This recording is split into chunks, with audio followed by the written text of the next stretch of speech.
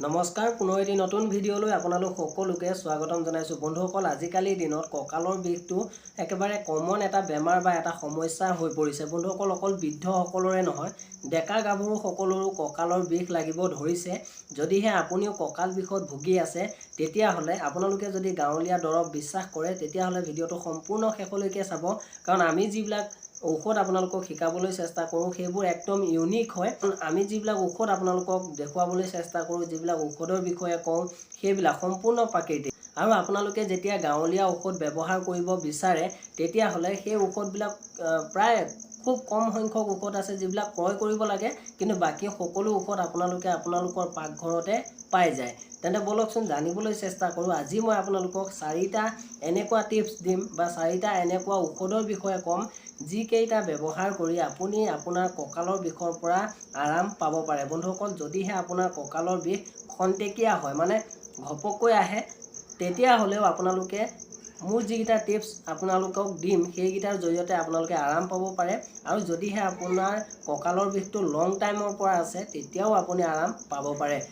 তেন্তে বলকচোন জানিবলৈ চেষ্টা কৰোঁ আজিৰ ভিডিঅ'ত আপোনালোকক দিবলৈ চেষ্টা কৰা সেইকেইটা টিপছ যাৰ জৰিয়তে আপোনালোকে কঁকাল বিষৰ পৰা আৰাম পাব পাৰে ঘৰৰ পৰাই। বন্ধুসকল, যদিহে আপোনাৰ কঁকাল বিষটো খন্তেকীয়া মানে আহি যায়, ঘপককৈ আহি যায়, তেতিয়াহ'লে আপোনালোকক প্ৰথম মই এটা টিপছ দিম, যিটো টিপছৰ জৰিয়তে আপোনালোকে সেই কঁকাল বিষটো খুব কম সময়ৰ ভিতৰতে নাইকিয়া কৰিব পাৰে।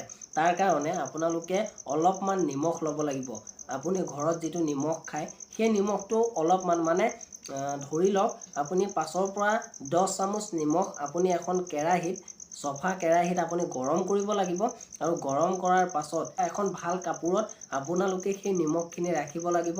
আৰু কঁকাল য'ত আপোনাৰ বিষাইছে, যিডোখৰ ঠাইত আপোনাৰ বিষায়, তাত আপোনালোকে লাহে লাহে তাত মালিচ দিব লাগিব, বস্তুটো হেক দিব লাগিব। তেতিয়া আপোনালোকে খন্তেকীয়া যিটো কঁকাল বিষ তাৰ পৰা আৰাম পাব পাৰে।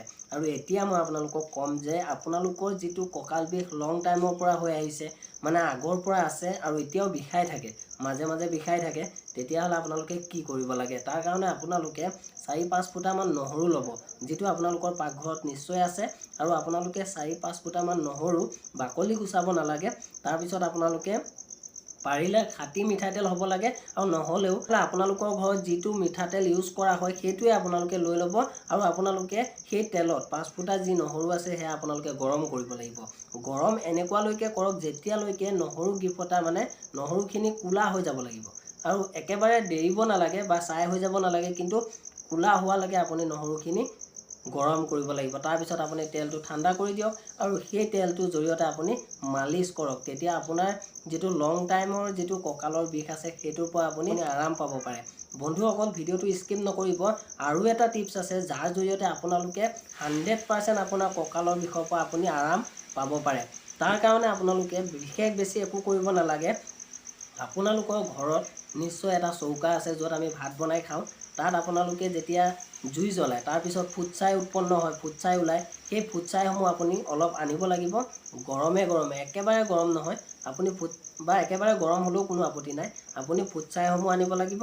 আৰু আনি এৰাপাত আপোনালোকে নিশ্চয় চিনি পায়, দেখিছে, এৰাপাত 3-4 খিলা মানত আপোনালোকে ফুটছাইসমূহ যিমানটো ধৰে যাতে তাক লাডু কৰিব পাৰি, মানে হেক দিব পৰাকৈ আপুনি তাত ৰাখিব লাগিব। আৰু য'ত কঁকালৰ বিষ হৈছে তাত আপুনি হেক দিব লাগিব, তেতিয়াও আপুনি আৰাম পাব পাৰে।